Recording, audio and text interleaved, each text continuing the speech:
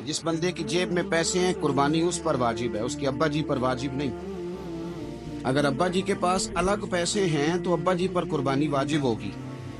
हाँ, अगर आपकी जेब इजाजत देती है तो आप 3 कुर्बानियां खरीदें या बड़े जानवर में 3 हिस्से डालें।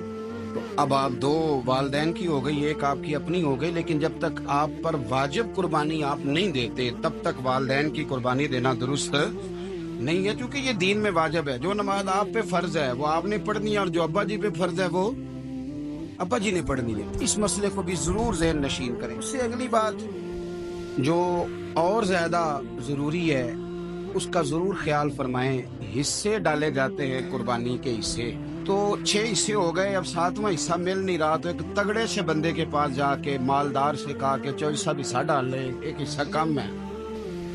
चौधरी साहब कहने लगे कि मैंने तो पहले भी 4 बकरे लिए हुए हैं, तो चलो अगर तुम कहते हो तो चलो बड़ा गोश्त आ जाएगा, तिक्के ही बना लेंगे, चलो बड़ा गोश्त भी 10 किलो आ जाएगा, तो कबाब के लिए रख लेंगे, चलो रख लो हिस्सा।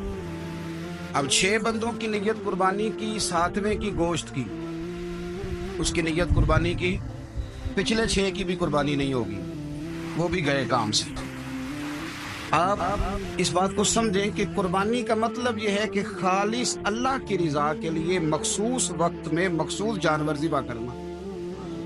इसलिए ये ज़रूर तवज्जो करें इस बात पर कि हम कई लोगों को फोर्स करके शामिल कर लेते हैं। बंदा मालदार होता है, वो भी कहता है चलो ठीक है कोई अर्ज नहीं, लेकिन वो नॉमिनेट करेगा।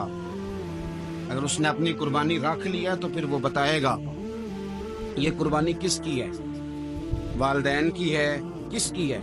तो कुर्बानी इस तरतीब से करें कि उसके सारे मसाइल से आगाही हासिल